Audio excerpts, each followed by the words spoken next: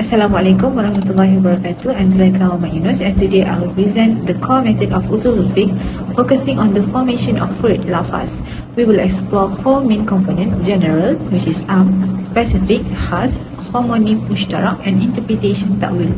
So, general is a word that apply universally without restriction. For example, in Surah Al-Jumu'ah, verse 9, O you who believe, when all the call prayer is made on Friday, then proceed to the remembrance of Allah and leave off your business.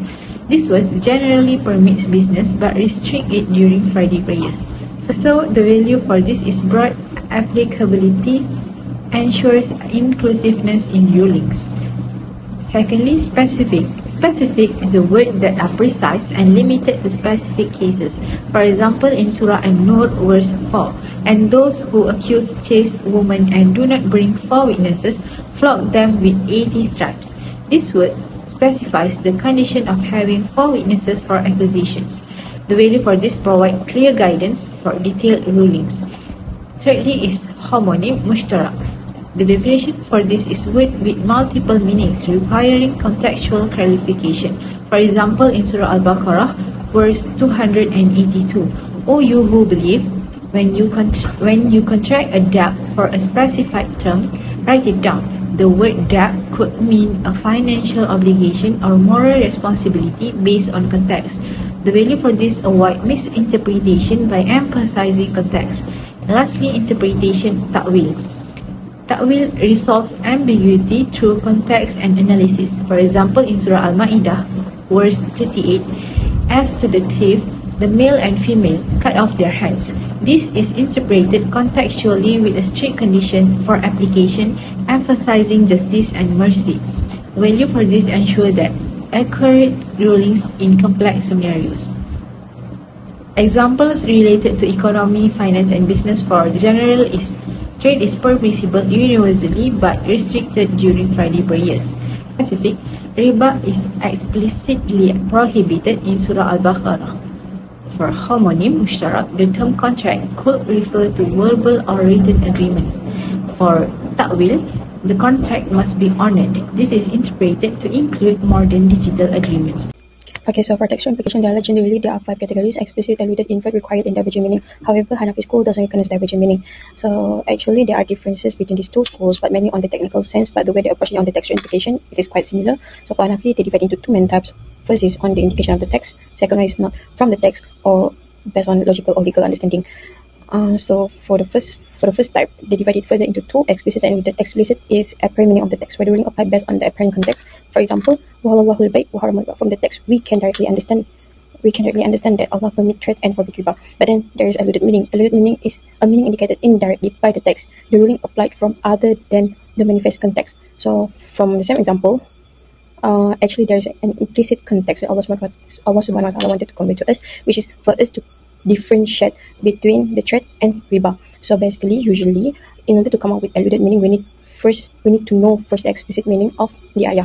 Then we can come up with alluded meaning through analysis. Move on to the second type in the Hanafi schools. So there are two division, inferred and required. So for the first, inferred meaning is a meaning derived through reasoning from the text, where ruling comes beyond the text. For example, in this ayah actually it told us about the prohibition that Allah forbid us to consume orphans' wealth. But then through inferred meaning, it is extended beyond the text. It is extended that in the case of people neglect or mismanage the wealth, the same prohibition also applicable to them. So this is what it means by inferred meaning.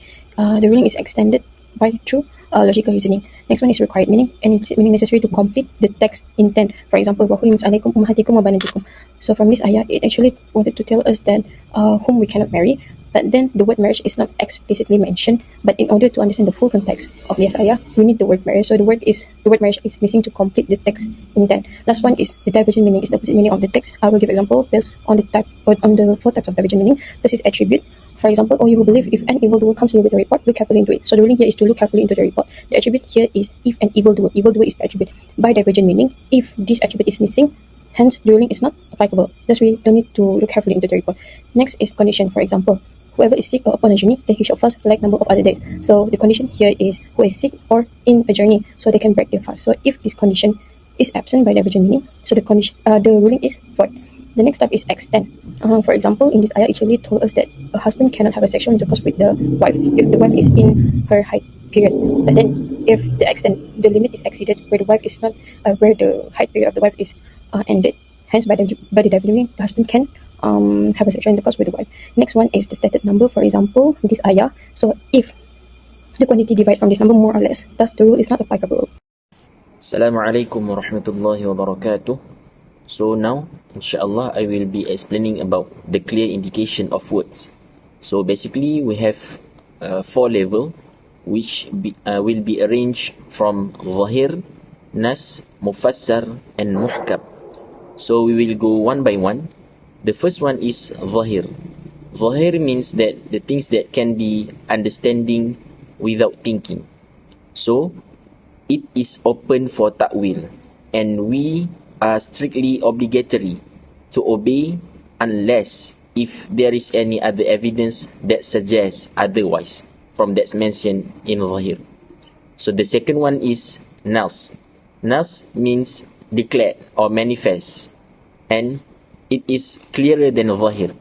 So it is open for ta'wil. Then the value for Nas is strictly obligatory unless if there is any other evidences that suggest otherwise. So the value from Zahir and Nas is the same. We move to the third one, which is Mufassar. Mufassar means that the text from Quran and Sunnah that explain by the meaning included within the text of recourse of the other sources. So Mufassar not open for ta'wil, but often open for nasakh or abrogation, except for the aqidah matters, for the story of the Prophet, the things that related for the day of the judgment, and the related verses. So the value of the Mufassar is we need to acting upon its obligatory according to the explained meaning. And the last one is Muhkam. So Muhkam, we can understand it as exact, precise, or accurate, words that clear beyond doubt. So it is not open for ta'wil and not open also for nasakh. The value of Muhkam is strictly obligatory due to the impossibility of interpretation. Thank you. Assalamualaikum warahmatullahi wabarakatuh. My name is Andrika. So I'll be continuing with the unclear indication of words or ghairu wadih. So the basic principle for all the types of unclear words is, in order to constitute a basis of action, the ambiguity must first be eliminated and the intended meaning must be identified via research or ijtihad.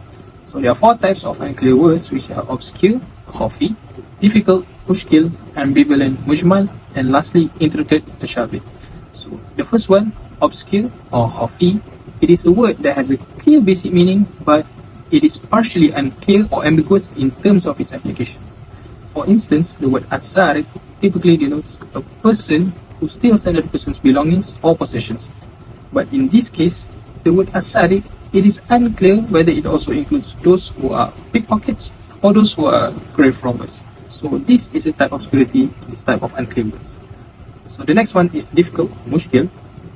This type is unclear in terms of its intended meaning, and it is inherently ambiguous, but the meaning can be deduced by human reasoning or ijtihad. For instance, the word anna has different meanings according to its usage. It could mean how, where, and when. So it is unclear what is the preferred meaning in this dalil. So the next one is ambivalent or mujmal, which is inherently unclear and gives no indication as to its precise meaning. So the word could give various meanings. It could also be an unfamiliar word, and it could also be an unexplained word by the lawgiver. So for instance, the word halu'a is mentioned in the Quran to describe the situation of men when they are impatient and also anxious when they are receiving rewards by the Almighty.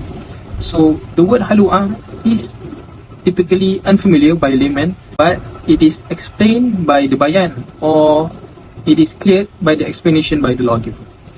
So the next one is intricate or mutashabih, which is a word that is impossible to understand and it is only known by God.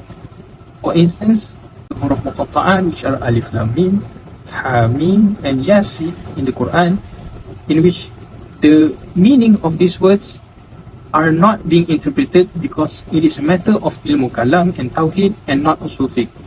Thus, the absolute meaning of these words are being left to God Almighty.